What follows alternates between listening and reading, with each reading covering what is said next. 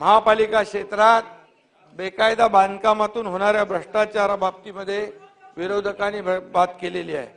अमीन भाई जितेंद्र आवाड इधर सामने बैठे हैं, मैंने उनके सामने ही एक कमिश्नर को फोन किया, मैंने कहा अनधिकृत बांधकाम जो भी होगा उस मी एवढंच सांगतो, या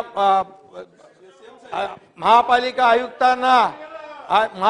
आयुक्तांना आदेश दिले, सर्व अनधिकृत बांधकाम होता कामा नये।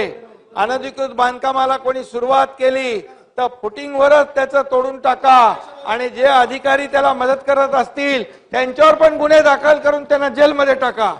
जितेंद्र आव्हाडजी बरोबर आहे। आणि म्हणून या ठिकाणी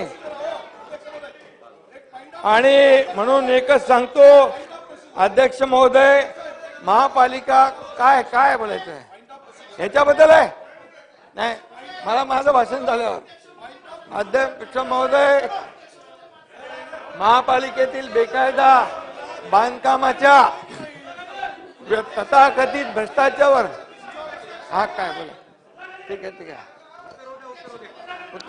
उत्तर चालू आहे। अरे बसन जाऊ दे ना, उत्तर चालू आहे। उत्तर प्रोसिजर माझा असा आहे की ऐका ना, अरे थांबा ना अध्यक्ष महोदय, पॉइंट प्रोसिजर असा आहे, मी 293चा प्रस्ताव मांडला, तुम्ही अंतिम आठवड्यावर बोलायला सुरुवात केली।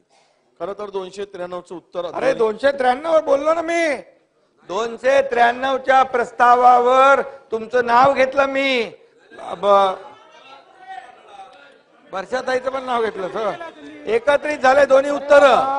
सीएम साहेब दोन्ही उत्तर एकत्रित देत आहेत, दोन्ही उत्तर एकत्रित आहेत, सांगितलं ना मी। हे बघा हो 200 बघा, हो बघा ह्याच्यात लिहिलंय दोन्ही एकत्रित उत्तर आहे काय, हे बघा। अध्यक्ष महोदय तुमचं लक्ष नाहीये,